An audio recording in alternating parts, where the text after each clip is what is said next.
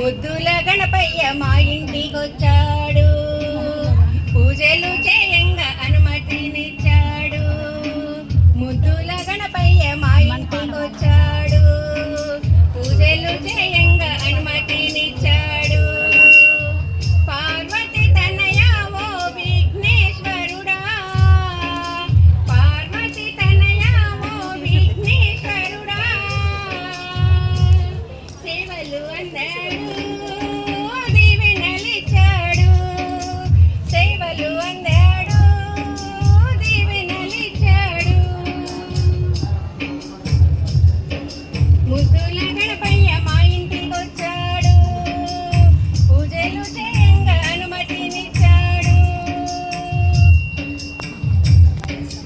ఎలుక పైన ఊరేగి వచ్చాడు, ఎలుక